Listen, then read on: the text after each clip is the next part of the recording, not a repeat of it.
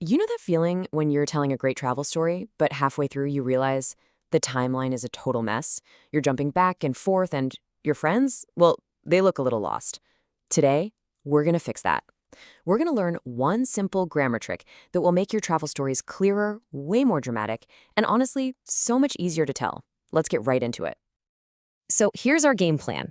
First, we'll listen to a classic stressful travel story. Then, we'll figure out the timeline puzzle it creates. After that, I'll introduce you to your new grammar tool. We'll see how it compares to what you already know, and by the end, you'll be ready to tell your own amazing stories. All right, first up, a story. Just listen to this short conversation about a pretty stressful travel moment. See if you can follow what happened and in what order. Let's listen. I had a stressful moment during my vacation last year. What happened? I was heading to the airport when I realized I had forgotten my passport at the hotel. That's awful.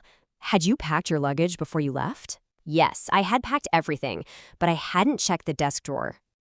I arrived at the museum and discovered I had left my map at the cafe. So you see, it happens to all of us. A story about two past moments, trying to make the timeline clear. Okay, so what exactly is going on with the timeline in those stories? This is where we become detectives. Let's solve this little grammar puzzle and figure out the secret to telling a really clear story about the past. Let's zoom in on that one key sentence. I realized I had forgotten my passport. So, think about it for a second. What happened first? Forgetting the passport or realizing it was gone? Exactly. First, she forgot it. The realizing part came later, on the way to the airport. And that little trick, the one that lets us talk about an earlier past, that is the super powerful grammar tool we're going to master today. It's called the past perfect, and its job is actually pretty simple. When you're already telling a story in the past perfect lets you jump back to a moment that happened even earlier. You can think of it like a mini time machine for your sentences.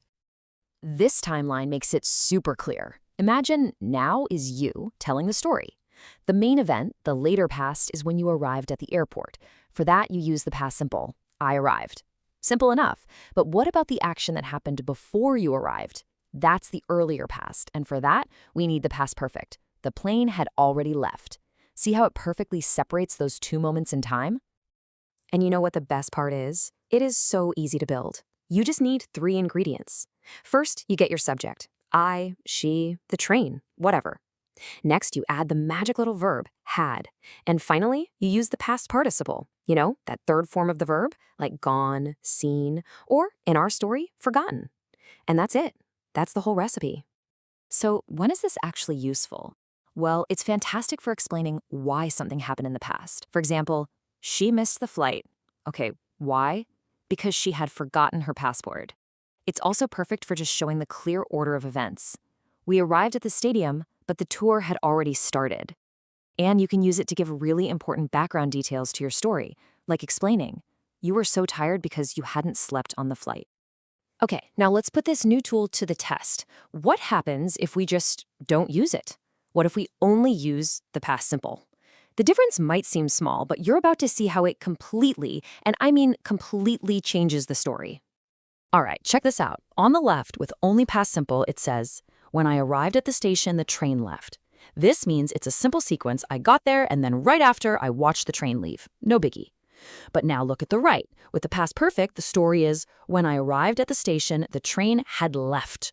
Whoa, that's a total disaster. It means I got there too late, the train was already gone, I missed it. See, that one tiny word, had, changes everything.